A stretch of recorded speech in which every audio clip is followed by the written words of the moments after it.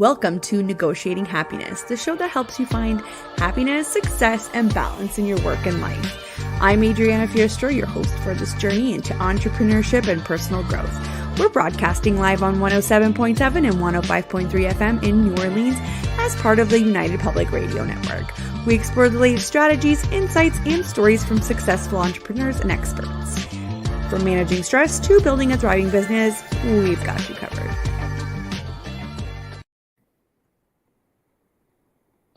Good afternoon, everyone. Thank you so much for joining us. It is Monday, May 22nd, and we are live here with Negotiating Happiness. I'm your host, Adriana Fiestro, and our guest today is Yacinta Selaj. Did I say that wrong? Or do you? Well, it is pronounced Selaj, but oftentimes I just say Selaj too. Right. Selaj. my mistake. So if you're just tuning in, grab your lunch, grab your coffee, and come chat with us. So we are broadcasting live on the United Public Radio Network and UFO Paranormal Radio Network 105.3 and 107.7 FM in New Orleans. And we are streaming across all major platforms. You can find us on YouTube, on Facebook, on SoundCloud, and a lot of the shows on the network are also on Roku TV, so check those out. And again, welcome.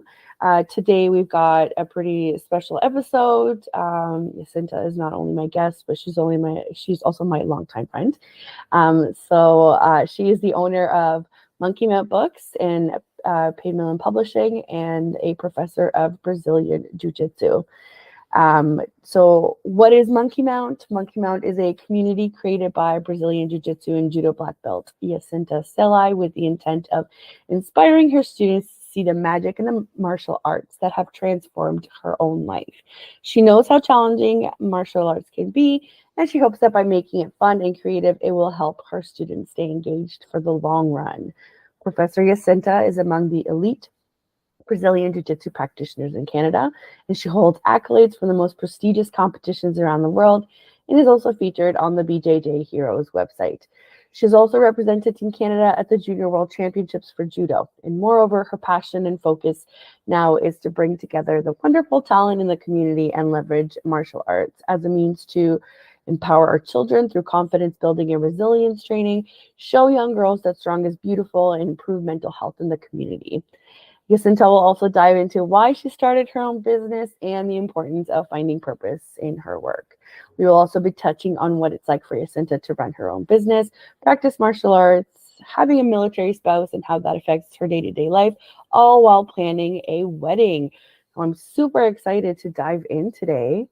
So hello, welcome. Hi, Adriana. Thank you so much for having me on the show. I'm so excited that we're finally able to make this happen. And for such a good reason too. It's such a positive meetup. It's not just like work meetup, right? I want to talk about all of your wonderful books. I gave viewers a little preview of it on social media. I posted all the covers. My son owns a couple of your books. My friends' kids have a couple of your books. So I'm super excited that I'm always that friend that's like, my friend made this. My friend is the author. My friend created this beautiful thing. So tell us about Monkey Mount. Tell us what inspired you to start it. And obviously we've heard a little bit of the purpose, but I think it's wonderful that you're taking into account. I mean, it's such a sensitive topic, right? Like mental health for children, for everybody. So I want you to tell me your side of it. Yeah, I guess there's just so much to say, but thank you so much for supporting my books. It means so much. One of my favorite things is hearing that people are buying the books and that the kids are loving it, that they're reading it before bed, that they're excited to color in the pages, and that it makes martial arts exciting because, as you know, it's always been such a huge part of my life. Like we met doing judo back in the day. A long time ago. I don't know, 15 years ago. Maybe. And it's just been a constant in my life. It's brought so much value. When I was younger, though, I remember it not being as exciting. I just always wanted to quit. I wanted to do something else. And my goal teaching kids and creating Monkey Mount books is to make it fun, to make it magical, to make it exciting, and also to incorporate it into their lives outside of training. So it's not just they're going to class, they do the jiu-jitsu, they go home, and then they don't talk about it. They can still go home and read books about it. They can still color in pages, and it kind of makes it more a part of their life and adds a fun, creative aspect kind of to this, to the martial arts. Can I just say that when we were doing it, I remember like we would have to like hunt down like any patches or anything that we could find that was like judo related or martial arts related. And there wasn't a lot of materials that would kind of display like what our passion was, or there was always this like joke about and I saw this actually online like a few years ago and I just burst out laughing. It was always the like you were always the kid that was like, hey, do you want to come for a sleepover or do this video? I can't, I have judo, right? Like single thing was I can't, I have judo. Do you want to like go? I can't, I have judo. Like, you know, it was so funny, and I just started laughing because it was like we spent so much of our time doing it and we didn't really have like we had our club, our coaches, and our friends that we made through judo. But it's so cool to see like materials and like for educational purposes, for fun, and it nurtures like our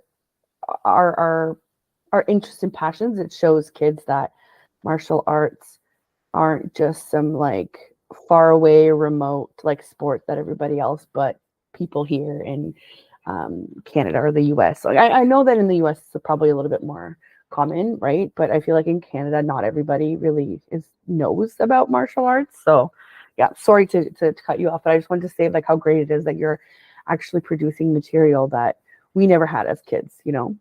Yeah, no, and you really hit the nail on the head. Like, given that when we were growing up, people didn't even know what it was, and so they couldn't relate to it at all. They're like, what is judo? Was mainly the question we would be asked, or people would make jokes where they'd be like, oh, judo chop. Judo chop, oh my God. Which is the classic joke about judo, because there is no chopping in judo.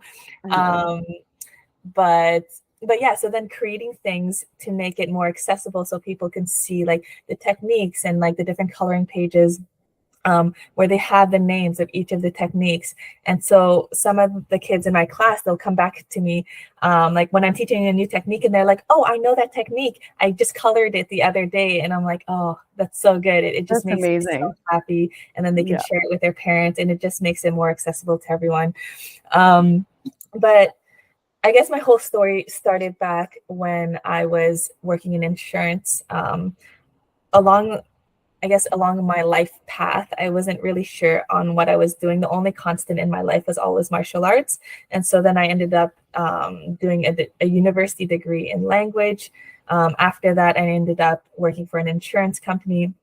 And then I worked for another insurance company, and all of that was about 5 years. And I just wasn't happy. For me, I needed to feel a sense of purpose in my life. And that was always just kind of nagging at me that if I stay down this line 20 years down the road, I'm not going to be happy with what I've done, because I feel like I'm not using any of the things that I'm good at. I'm not doing anything that gives me purpose or a sense of fulfillment.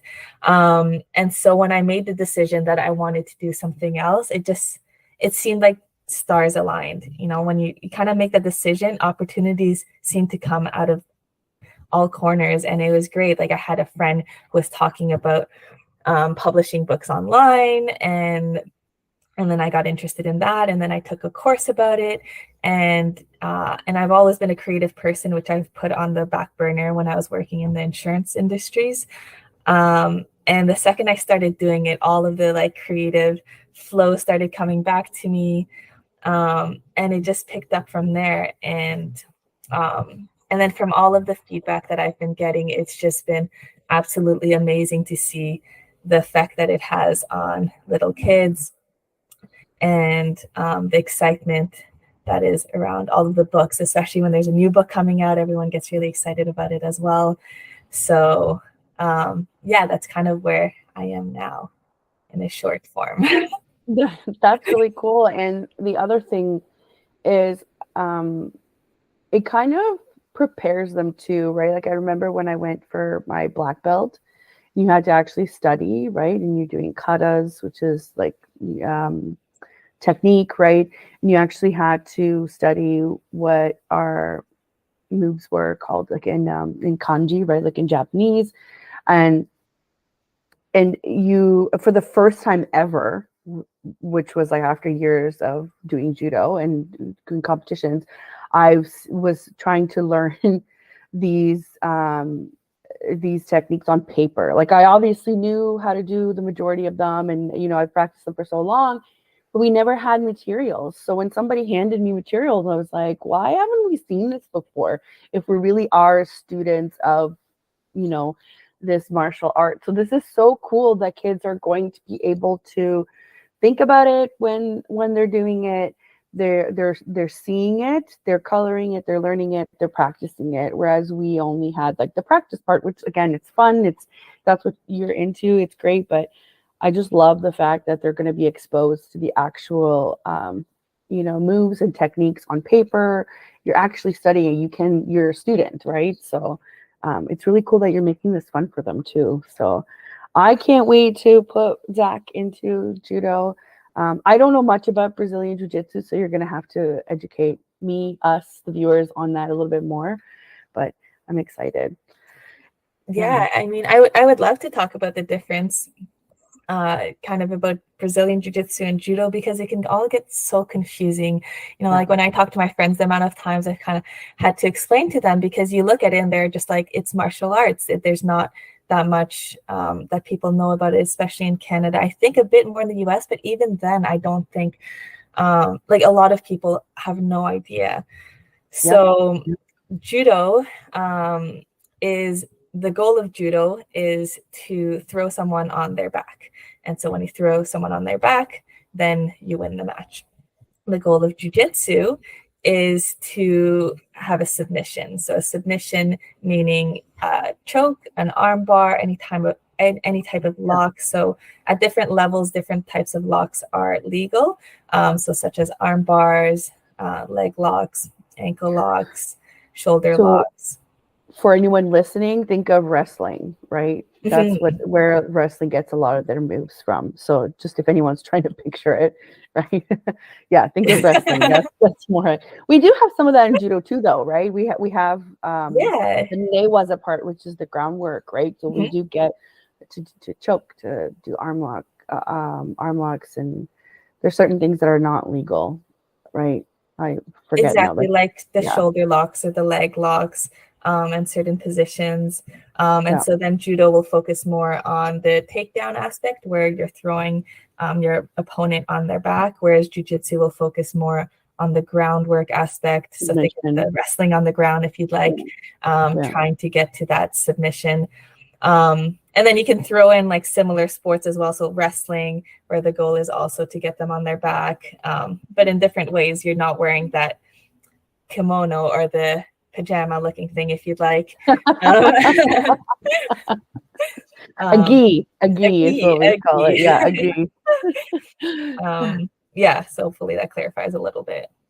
Yeah, no, that's great that, you know, not a lot of people are able to practice their passion, their hobby, you know, or have a hobby in their passion. Never mind have a whole business attached to, you know, like making your living out of it. Usually if you're not like a coach, or if you don't own some sort of like club or school for this kind of thing, it's hard to make a living out of it. But it's really nice to see that people are still able to pursue their passions and kind of pass it forward to the next generation as well. So talk a little bit about, I know you've mentioned here that, hold on, I'm losing track of it. Like you teach, and I guess you got a lot of your inspiration from working with kids, right? Yeah, So it's funny because I started my business 2 years ago, and then so that's when I started the books, and at the same time I also started teaching the kids program full time at JT6 Studio, which is located in Toronto. It's a wonderful gym, great environment, and when I had the opportunity, I said, yes, you know what, I think this is a great thing. I left my insurance job behind. And I started just running the whole kids program on my own. We have 2 age groups, the 4 to 7s and then the 8 to 12s. And I had never taught kids full time before. I had dropped in here and there to help with kids classes, but I had never run a program on my own before. So I was apprehensive about how it would be, how the kids would respond to me. And it was scary at first. Because I had to learn how they respond, what their attention level is at, what their technical level is at, and what they're able to retain, and how to keep them entertained at the same time, because it's really important that they stay engaged. And that way, hopefully, martial arts can be a part of their life in the long run, and bring many benefits for them. Mm-hmm. And I learned so much. It's incredible how fast they learn. First of all, the 8 to 12 class, pretty much you can teach them like adults. They're so focused. They love it. They pick up complex moves. It's quite amazing. And then with the younger kids, it's all about just keeping them engaged, keeping it simple and fun, throwing in fun words. So like words like crocodile or lion or just animals. And that just makes it more exciting and engaging. And so then incorporating what I've learned from that into the books was a lot of fun. And especially the storybooks that I started creating as well, where instead of at home before bed, they're just kind of reading, regular storybooks, which are great, but having jiu-jitsu aspects incorporated into it just makes it that much more a part of their lives, which is really exciting. I feel like it normalizes the whole subject, right? Yeah. It's like, again, it's about accessibility to the information, right? So that not only can they tell their friends that they do it, they can show their friends, right? Yes. So yeah, it's like visual representation is great for any subject, right? That's awesome. That's awesome that you were able to, take what you were, because we're always learning, right? You were learning, and transform it into like this beneficial, tool. It's fun. It's yeah, I'm just so incredibly proud of you. Thank you. Because I'm always like, this is my friend, and she has a whole business, doing what she loves, and that's hard. And that's why I wanted to start this podcast / radio show, because I wanted to talk about, the things that other entrepreneurs understand that maybe other non-entrepreneurs don't necessarily understand right off the bat, but they might be interested, or they might be inspired into starting their own business as well, or to continue with something, right? Like if you're having challenges or whatever it is. But I wanted to talk about why it's important to do what you want, because we spend so much of our lives working. Why are we working, doing things that we despise, or that where we feel uncomfortable, or where we feel beaten down, when there are such wonderful alternatives as this, where you can figure out a way to make what you like work for you and still pay your bills and still find that balance, right? Maybe if it was because you are working in teaching as well, maybe if it was somebody else, they'd be like, no, I want to do something different, right? Like I teach enough or whatever. But for you, in your case, you said you wanted to incorporate that into your creative side, right? So it's so important to show people that the arts are not dead, and we still need to support the arts. And I know that sports are exciting, but also they have some amount of creativity that is attached to them. And I think it's so important for young kids to have that kind of discipline. And I know that people just say this, but they don't quite understand like what kind of discipline sports kind of brings on, regardless if it's martial arts or not. But I feel like martial arts is like next level discipline, because there are so many rules that you have to understand, that you have to respect, whether it's rules about fighting outside of your club, whether it's rules about the practice itself that stem from other cultures that you have to understand, whether it's rules about just authority and coaching, and rules about how to train to be a high performance athlete. There's just so many rules, and I think that provides a child with a well-rounded understanding of how to understand, digest, and be okay with discipline, right? It's a really positive thing, I think, because while you're young, somebody controls that discipline for you. But when you're older, nobody controls that discipline. And there are children who've never been disciplined, and they have a really hard time functioning because they've never had these boundaries or these rules in place, right? Like, it's so important to have that. But at the same time, it's not all not fun, not games, right? With sports, like, there's also the creative side of it that you're helping to bring out in this, which is so cool.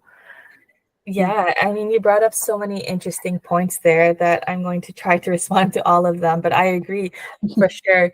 I talk a lot. You should know this by now. It's great because I'm more of an introvert, you're more of an extrovert. It works out. We're balanced. Yes, we work well. But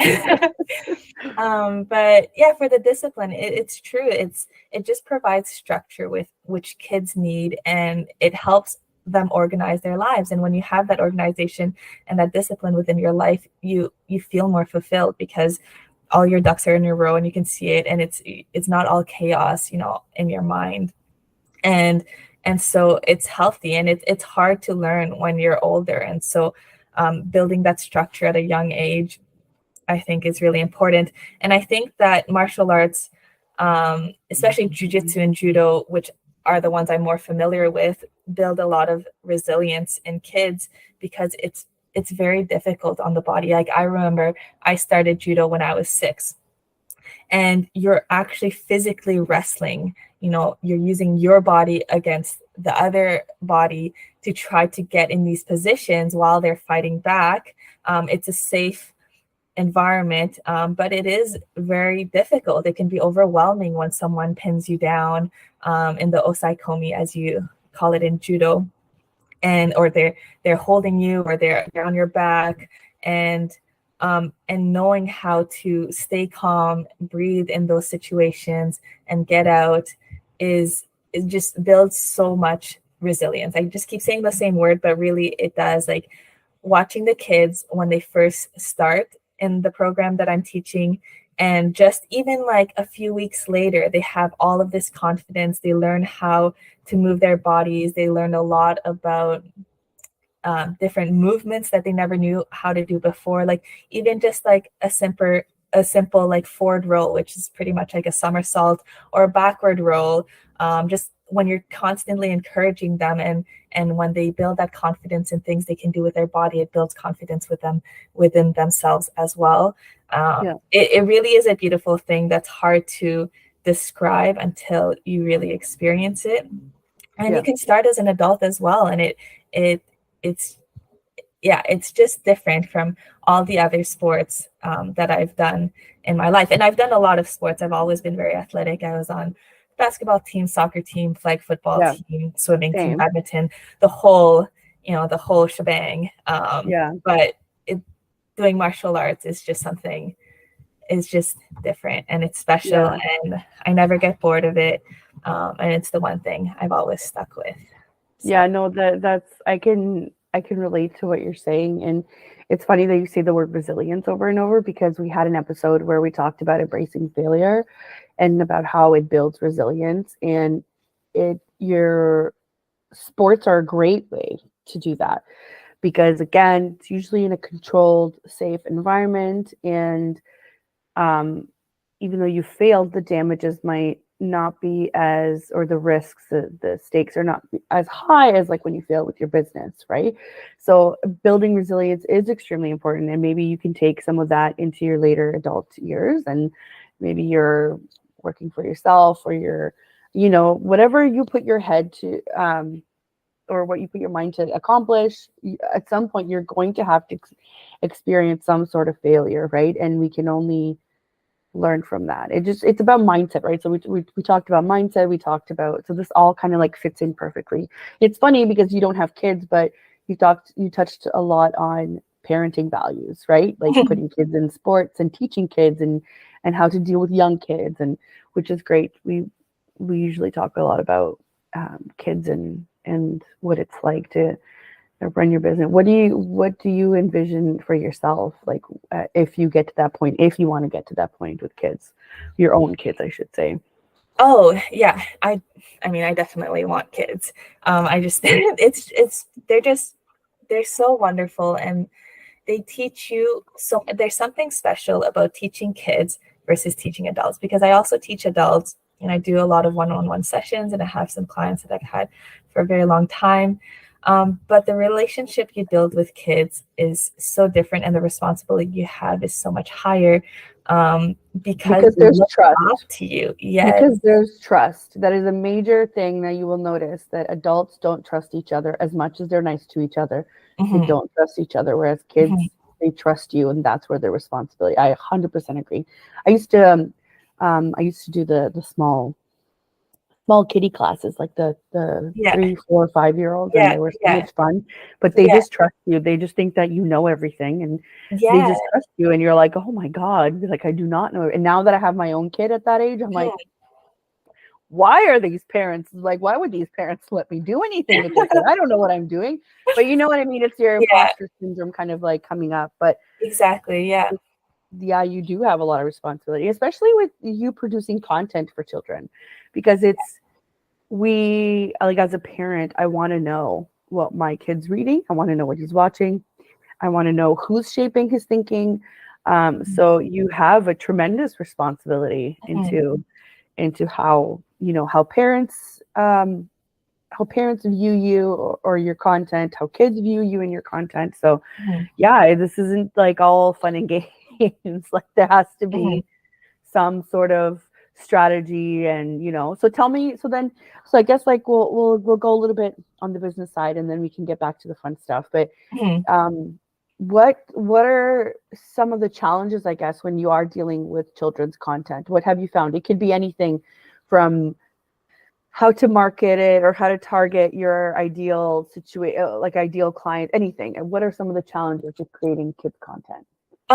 Well, being a martial art, and a lot of people not knowing about Brazilian Jiu Jitsu or Judo, they don't know like some of the submissions, for example. So like the arm bar or the triangle, or like chokes, for example, which is a very normal thing in these martial arts. You do it within a safe confine, and you're always supervising. And then, when they feel they need to tap, then they tap twice, meaning you hit your hand twice, and then that means you give up, and then you start again. So kind of displaying these in kids' books, I was very hesitant at first, because if a parent sees that, they're like, oh, I don't want my child doing that. Because yes, obviously this is it's a form of self-defense. It's a way to protect yourself. And so I wanted to make sure that it was portrayed in the correct way. So I portray it with characters that are both smiling, for example, in the coloring book. So it's you can see it's a mutual thing. Positive. It's not an aggressive kind of thing. I don't want to encourage violence in any way. And it's really about the aspects of the techniques. So I focus on the techniques. This is the technique. I say the name. They're fun characters. We're all having kind of fun. And also the techniques I display in the books, I'm also really careful with them as well. So they're very simple techniques that I guess wouldn't trigger parents or kids when they're looking at them. Yeah, it's just techniques that they would have seen in their class, and they'll be like, oh, look, the technique is in the book. And so that's kind of fun and cool. And I just make sure that it's all kind of fun and safe, and you can see and you can see the context that it happens in. So that is something I thought a lot about. But for me, I think I thought about it more even I overthought it, because I have had nothing but good responses from people. They're like, oh, I love that we can see the techniques in the book. I love that you can see this. I haven't had any adverse responses. So maybe I'm also overthinking it. Yeah. No, but honestly, it's such a great point that you bring, because I'm looking at it as somebody who has some knowledge of the techniques that you're displaying, but imagine somebody that has no knowledge. It's so true. Like, I never even thought about that. That is 100%, that is what you would need to do. But at the end of the day, I have to say that at the end of the day, it's up to the parent to bring these different types of nuances into their kids' lives. So I constantly have to say to my kid, like, okay, we can do this at home, but we can't do this at daycare, right? Or I'm sure it changes with age, right? But it's the same type of nuance, right? Like, yeah, we can do this on the mats at the club, and we can fight with consent, obviously, but we can't do this at school, and we can't do this at, like, it's up to the parent to instill this. It's not solely your responsibilities as a creator, but I love that you take that responsibility so seriously, that you think about these things, and that there is context, and that there is an assurance that this is not, because it must be hard, right? Because they teach them, okay, we're keeping our hands to ourselves. Like, well, that's literally like the antithesis of martial arts. We are not keeping our hands to ourselves. So there's a time and place, and you do a great job at, addressing that. So good for you. That's Thank you. Yeah. But like I'm learning, and I feel like I know some of the stuff already, but it's crazy now when you're involving a little person. You have control over what they're digesting, right? So for sure. And then all the techniques that I've shown in the books or in the coloring books have all been, for the Jiu-Jitsu ones, IBJJF legal, meaning the International Brazilian Jiu-Jitsu Federation.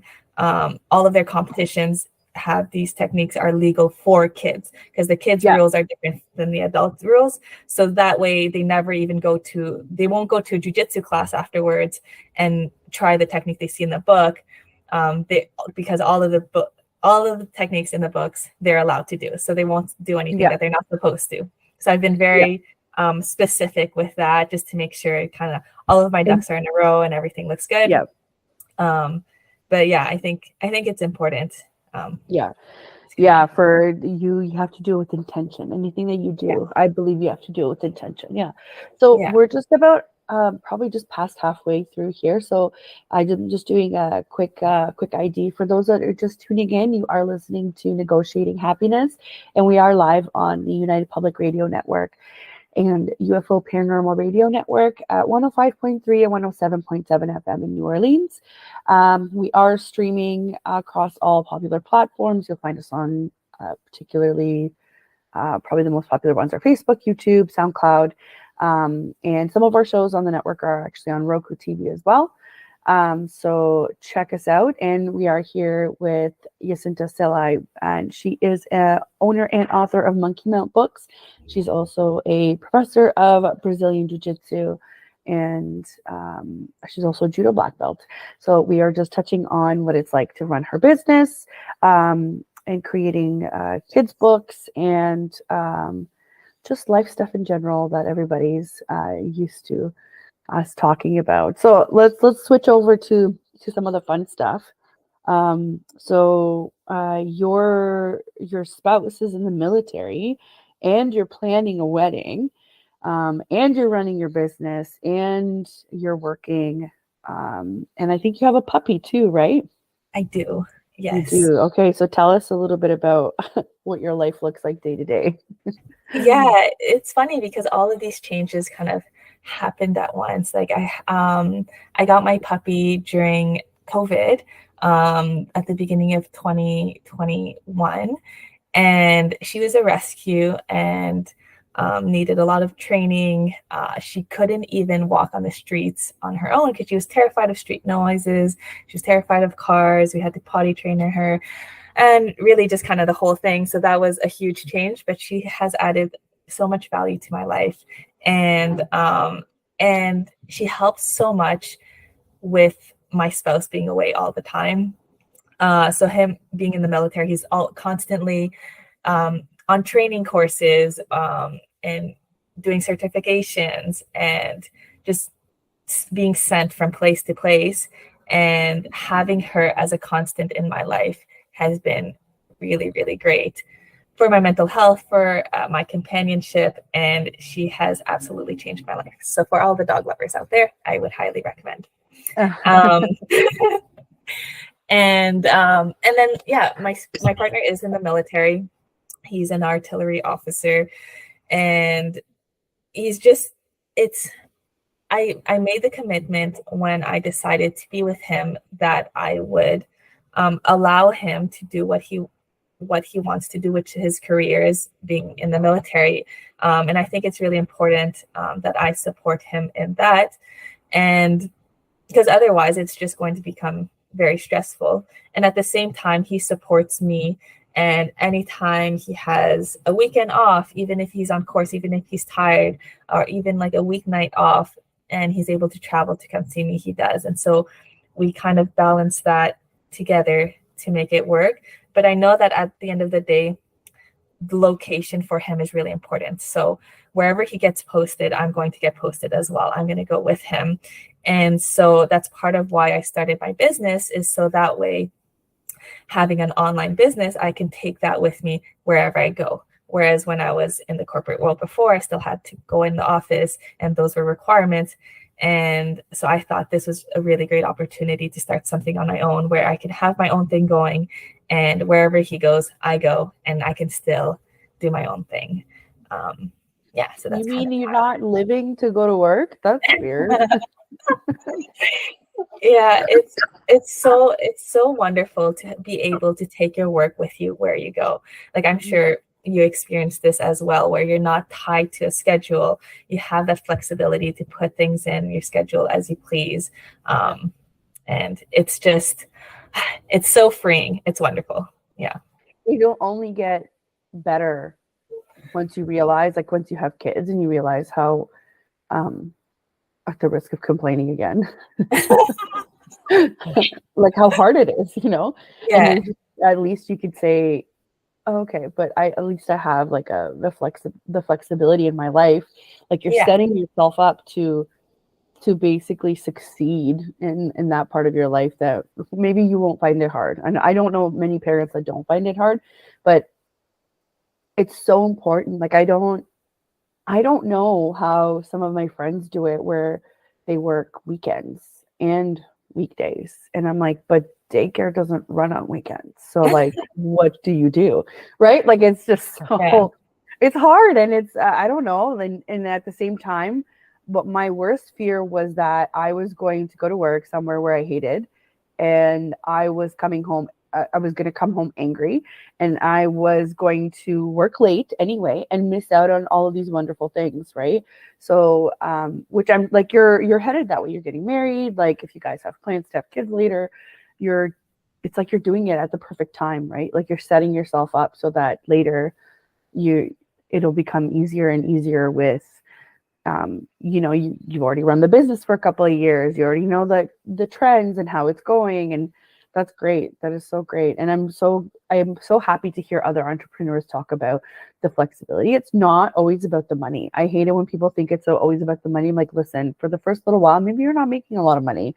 Yeah. And maybe that you're making that commitment to your business, and maybe it's not for the first little while. Maybe it's for a really long time before you figure it all out. So until that, what do you think keeps me going? Because it's not the money, it's the flexibility, or it's the freedom to choose what you do with your own time. Or the best part for me was not having to explain myself to somebody that I had to stay home when my child was sick and feel bad about it. Because now thinking about it is like, why would I care what anybody else thinks? My child is sick, I'm going to be there for him. Right. And Brad and I take turns, because obviously there is still work to be done. But not having that guilt over you of having to explain to your boss why you can't come in or whatever it is because my child is sick. And yes, my child is more important than my job, like, period. You know what I mean? Yeah. Yeah. That is freeing to me. That is such a great point that you brought up. And yeah, I can imagine if I had kids, I would feel the same. Or even like when I was sick, like having to explain, you're like, no, I just can't. Like they're like, well, maybe you could still log in and do a bit, the constant guilt and not being able to manage your own time and do your own things. And just for me, I think the best part is really just the sense of fulfillment that I'm doing my own thing and I'm doing something that's bringing value to others and I'm doing something that I'm good at. And not just like something that, anyone can just pick up and, you're creating work for yourself. And eventually you're going to be creating work for others. Like, that's right. huge. That's huge. I think about that all the time. I'm like, I'm creating full-time income for myself. And then once I'm able to steadily give work to other people, right? Like, I do it here and there when I can, or when I really need help. But once I'm able to do that constantly, it's like, whoa, I'm going to be creating work for multiple people. Like, that's huge, right? You're not waiting on somebody to give you that. And there's nothing wrong with employment. Don't get me wrong.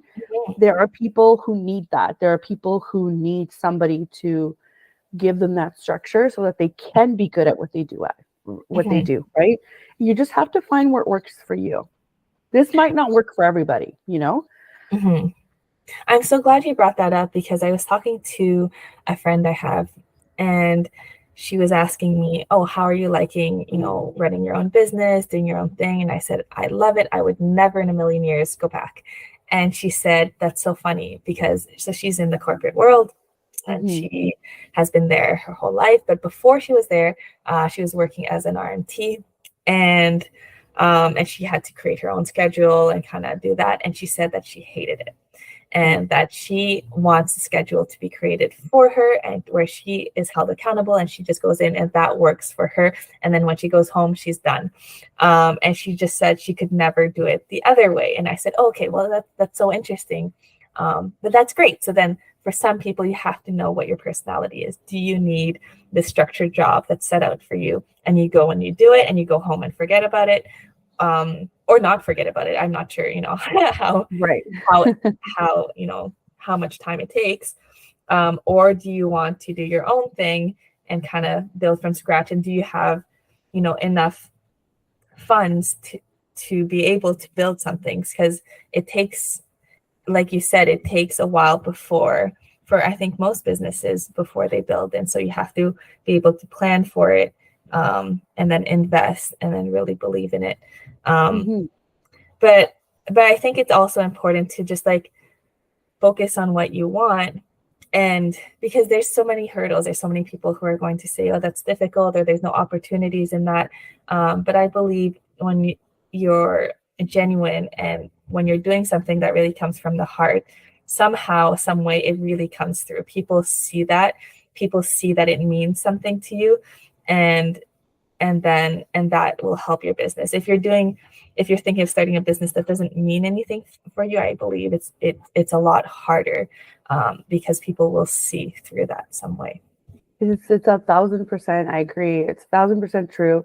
I've always kind of known I wanted to work for myself, but I could never find what it was that I was either passionate enough about or good enough or right. So that's why I feel like I tried out a couple of things while I was going to school and while I was working as an adult full time.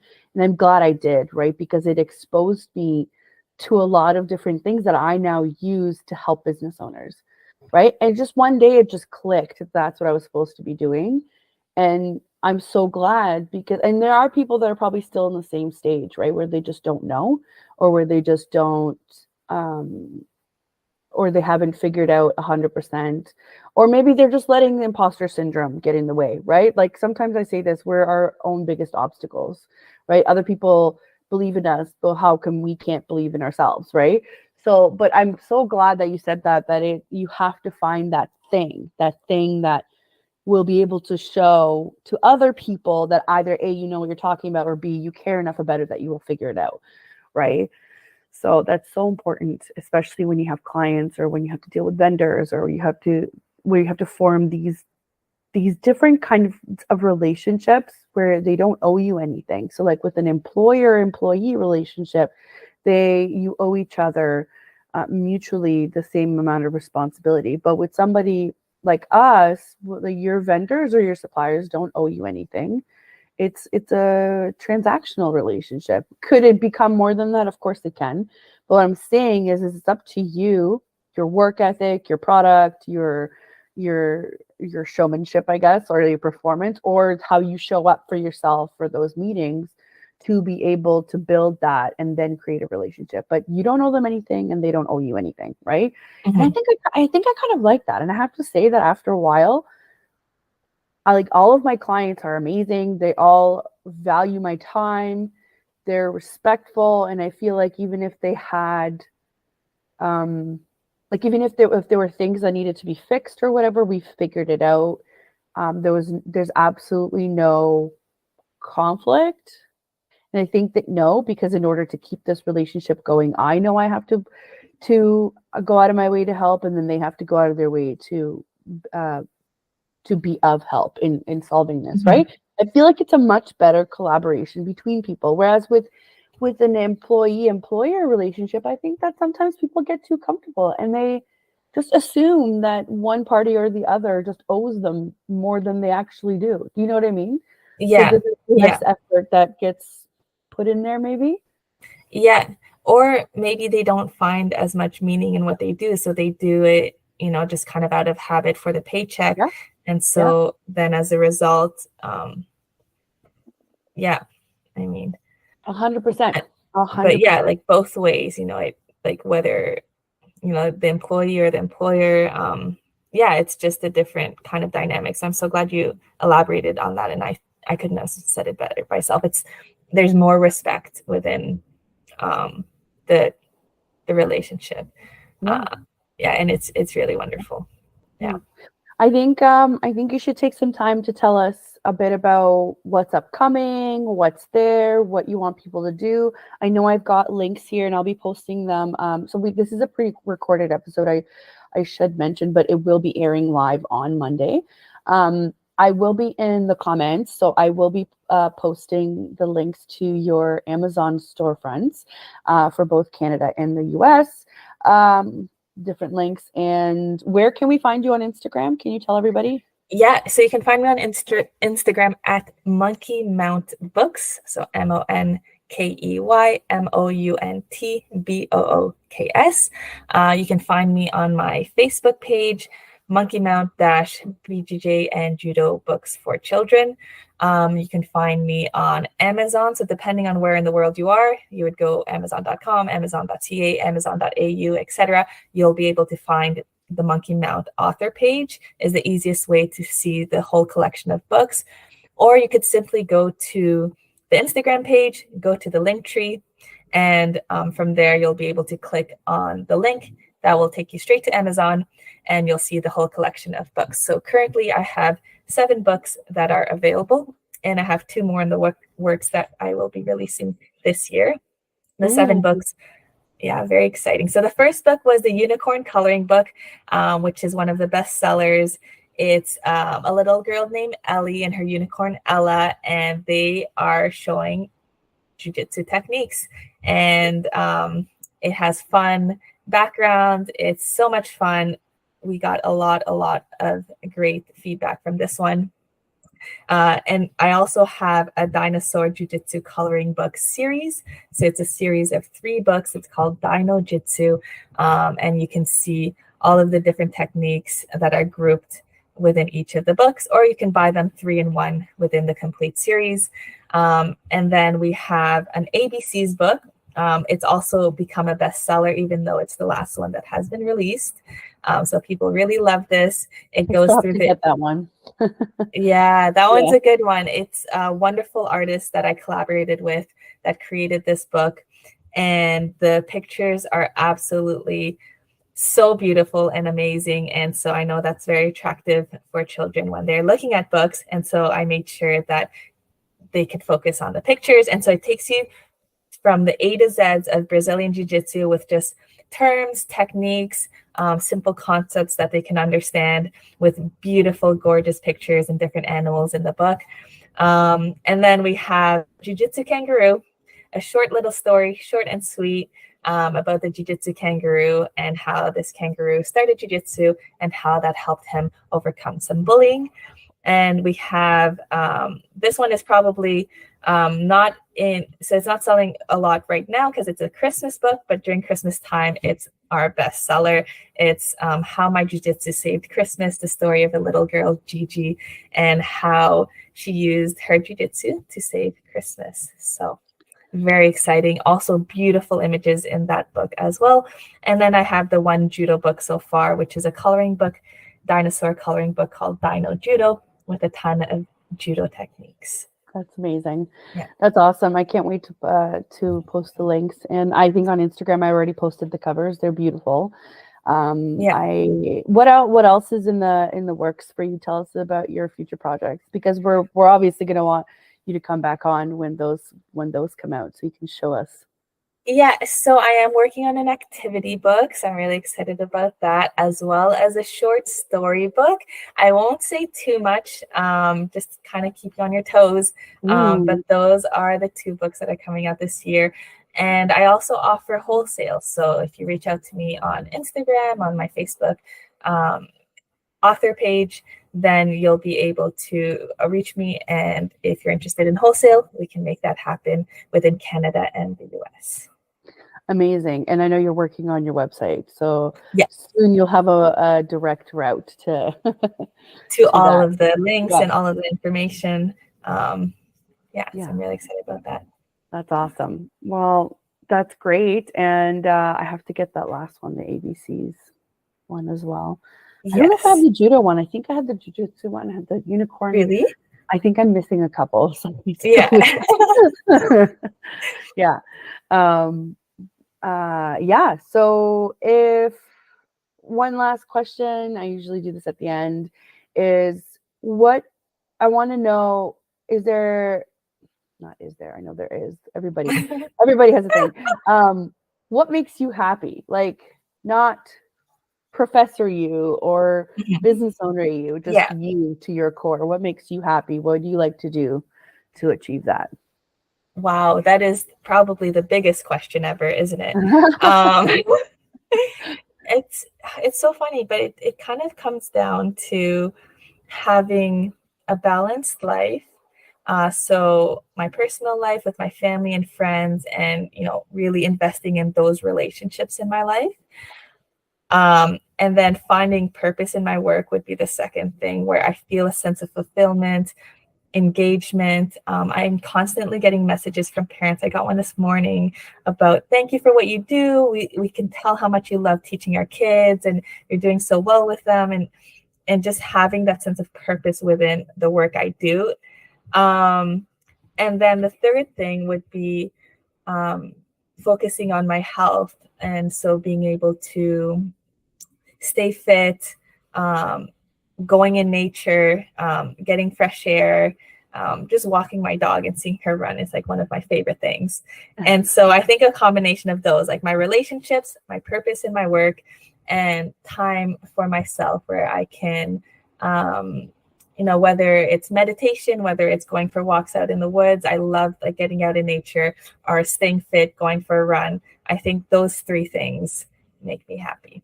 Whereas I think that going for a run for me is like the antithesis of what makes me happy. So see, this is why I ask. I would never go for a run to be happy. Right. Although the endorphins might say something otherwise later. In my mind, I'm like, no, I think I do like hiking. I like hiking. I like traveling. I like being active.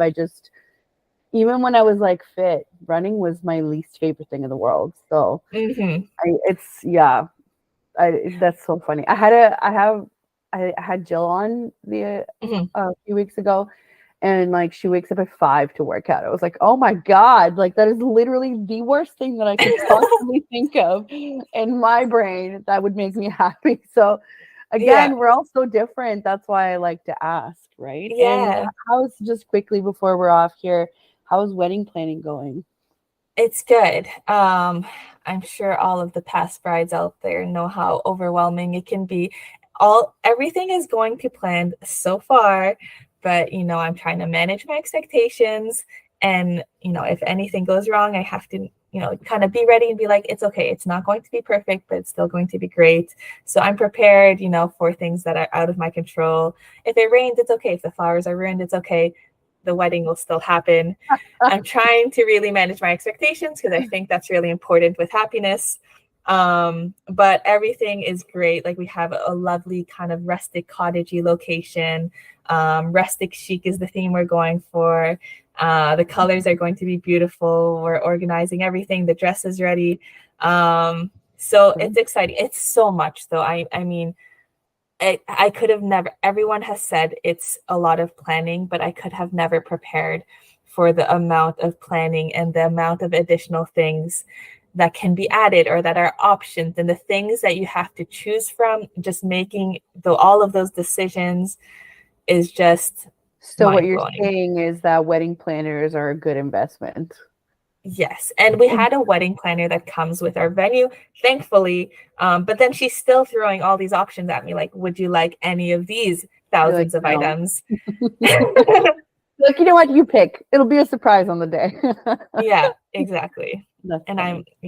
So anyways, it's good. I'm excited. Yeah. Well, that's sounds wonderful. Is it outdoor? I should know this. Is it outdoor or indoor?